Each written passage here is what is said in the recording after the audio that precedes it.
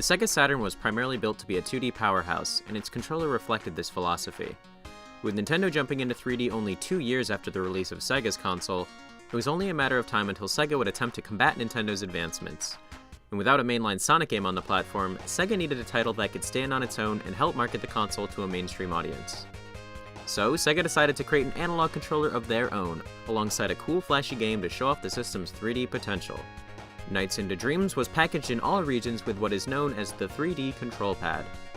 For whatever reason, they decided to just make this thing a big-ass circle, with all the buttons of a regular Saturn pad, but now with an analog stick. It's clear that this controller was made specifically with Nights in mind, as the stick itself doesn't have quite the same 3D range as the 64 controller, but it feels just right for this game as it plays mostly within a 2D plane. The analog control really helps boost the accuracy of your movement, which rarely feels unnatural to control, no matter what weird level design the game throws at you. Anyway, enough of the bullshit, let's talk about the fucking video game. You see, Nights is a hard game to explain. Even after knowing about the game for years, and even seeing others play it, I never quite knew what was going on, and nobody ever seems to fucking explain how the game works, so I'm gonna try my best to do that. In Nights, you play as Nights, this Joker-looking bitch. Each course is split into 4 laps, which the game refers to as mares. The goal is to collect 20 chips, or these blue bubble-looking things, within each lap in order to advance to the next. You'll keep looping around the same lap until you have possessed the required amount of chips to move on.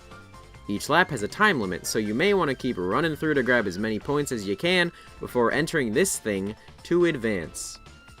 This is essential, as a minimum of a C rank is required to unlock the next full level. The constant looping is part of what makes Nights so trancing. Sort of meditative, like a bullet hell. The fact that the game forces you to run through the same loop multiple times encourages course memorization, which in turn showcases immediate improvement. Within each loop, a little more awareness and understanding of the layout naturally come to the player. A couple loops in and you're already able to speed up your movements and perform faster and more efficient travel. If going for a high score or rank is your thing, then this will lend the game to being even more gratifying to you. However, if you fucking suck and fail to even get 20 chips within a loop, or you just run out of time, you will temporarily lose all flight capabilities and have to gather all your lost chips on foot. When on foot, there's a clock thingy that floats around which allows you to restart the stage entirely, as if you are waking from a dream. It's meant to be a threat to the player, as if it catches you enough times, you will receive a game over and have to restart the stage entirely. However, if you failed to collect the proper amount of chips in the first place, you are already at a score disadvantage even if you so choose to regather all your lost chips. So at that point, you may be inclined to just give the whole level another shot anyway, but the only way to do so is by running into the alarm clock, and waiting around for it to show up or even searching for it can be annoying, and by the time it gets to you, you often have to run into it several times before actually being able to restart. This seems unnecessary, and a simple restart stage button on the pause menu would have been much appreciated. So here you are, you've mastered your first level of Nights into Dreams. What's next? Well, the next level, of course. Oh wait, there's a boss fight! So yeah, basically each level of the game caps itself off with a nice little boss fight. Except here's the thing, most of them kinda suck. The boss that I showcased here is actually one of the better ones in my opinion, as the goal of the boss is easily conveyed, and it's a simple concept that can be picked up on the first attempt. This is important because many of the other fights within Nights have objectives which are not immediately understandable. In fact, there were several bosses in the game that I eventually beat without even knowing how I did so. You only get one attempt at the fight before being kicked out and having to redo the stage. So if you lose the fight, you'll have to continue to replay the level until you figure out how to beat the boss, as well as actually accomplish that.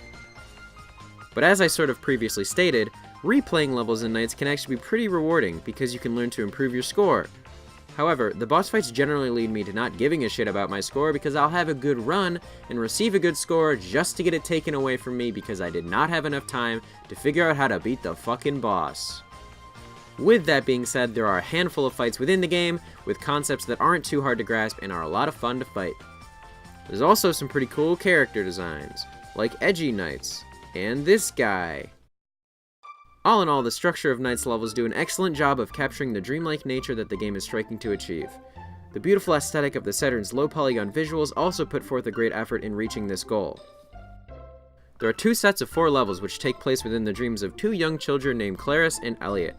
The title screen showcases a cutscene for each character in which their individual ambitions are displayed. Each stage starts off with either Claris or Elliot on foot before approaching Knights to become the pilot of her vessel.